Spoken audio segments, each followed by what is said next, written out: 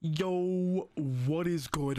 We're back with another YouTube video. I have got 5 of the best romance series you've got to experience. These romance series I'm about to recommend are they're way too good, man. I felt myself feeling immense amount of joy while watching these, and then also like sadness as I realized that like I don't have this in my life. But anyways, let's get on with the list, okay? So let's get it started with a wonderful little series called A Silent Voice. This series is a heart-shatteringly beautiful story by Yoshitoki Oima. It's a manga series with 62 chapters and a 2-hour movie adaptation. It follows the story of Shoya Ishida and his relationship with Shoko Nishimiya. It explores mental health and the effects of bullying in an incredibly beautiful way. It's extremely inventive in how it visually shows these things, and it's something that I had never seen in a piece of media ever before. The first time I watched this movie, I instantly found myself becoming connected with the characters and really invested in how their future would turn out. The story starts with a flashback to seeing Ishida as he was in 6th grade. We see the whole cast of characters as they were in 6th grade. And Ishida was the cool kid. We see him meet Nishimiya for the first time, and because he's the cool kid and he's super cocky, he ends up becoming Nishimiya's bully. And he bullies her in 6th grade.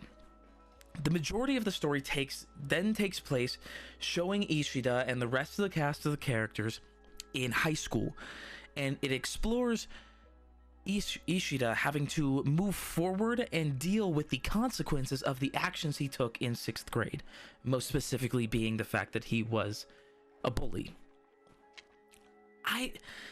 I've watched this movie multiple times now, and it has never failed at making me cry. It is beautiful, it's heartbreaking, and it's extremely human.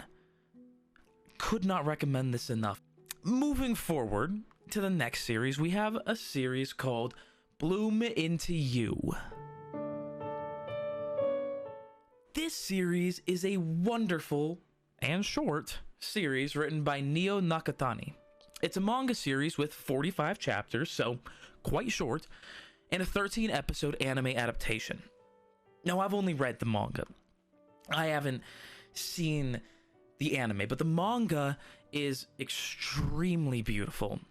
It's possibly, it is right up there. It is my second favorite art style in all of manga that I have read, which is insane. It only comes behind Tokyo Ghoul, so definitely go check this one out. The story follows 2 high school girls, Yu Koito and Toko Nanami, as they fall in love and learn what it means to be in love. It's a beautiful story of 2 girls who don't fully understand what it means to be in love. It starts with Yu explaining how she's never felt like any of those characters in any of the romance series that she's read or the love songs that she's listened to. She explains how she doesn't need a dictionary to understand the meaning of love, but how she's never felt them for herself. This series explores what being in love feels like in a very real and human way. It doesn't always feel like fireworks that are going off or the spark and just absolute joy. Sometimes it's really subtle, and sometimes it takes losing that love to fully understand how much it means to you. I highly recommend this, and it is easily one of my favorite manga series that I have ever read. The next series I have is Oregairu. Now this series has many different names that people know it by. We got Oregairu, we got My Teen Romantic Comedy Snafu, we got My Teen Romantic Comedy As Wrong As I Expected, and then there's other ones as well. It's crazy. But it's a great series. It's a great series written by Wataru Watari. It's a light novel series with 14 volumes, and it has a manga adaptation as well as 3 seasons of an anime adaptation.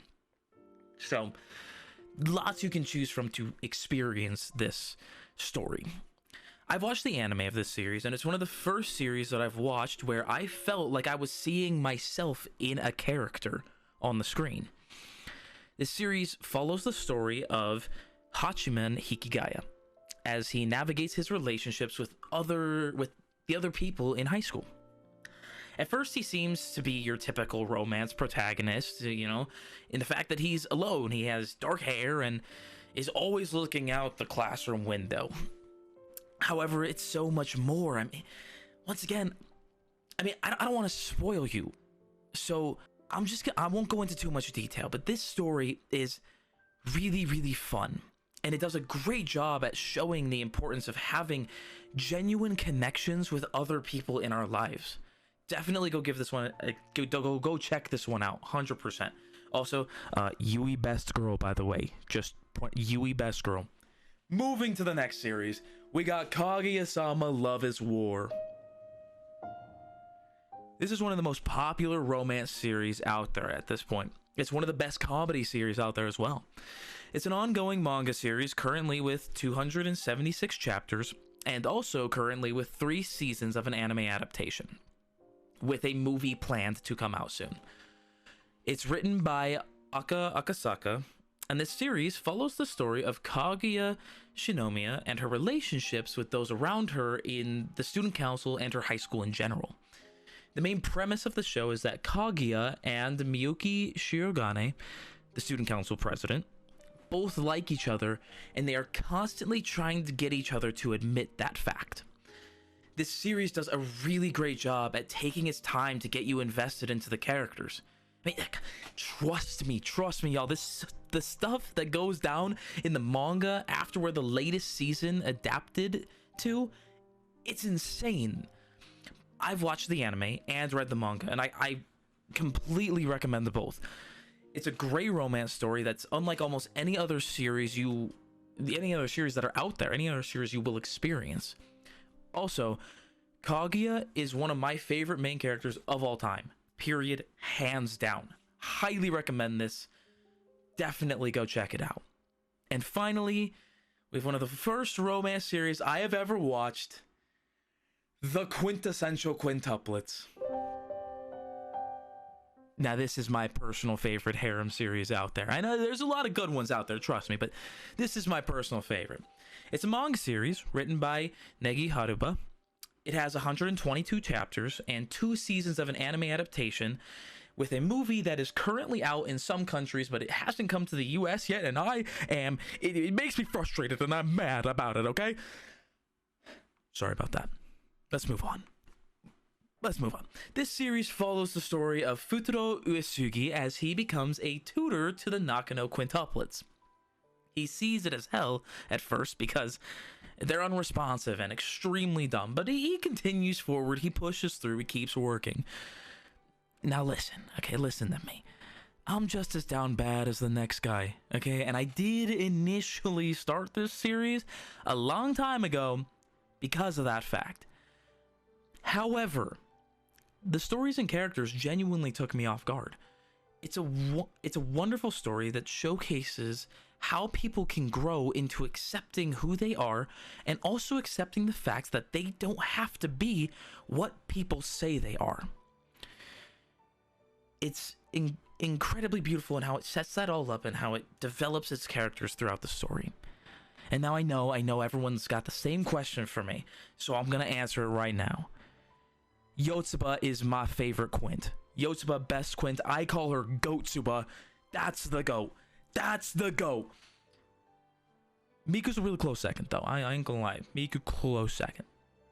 Okay, but for real, I really do recommend this series. I've read the manga and I've watched the anime, and both are great. So definitely go give it a watch or go give it a read.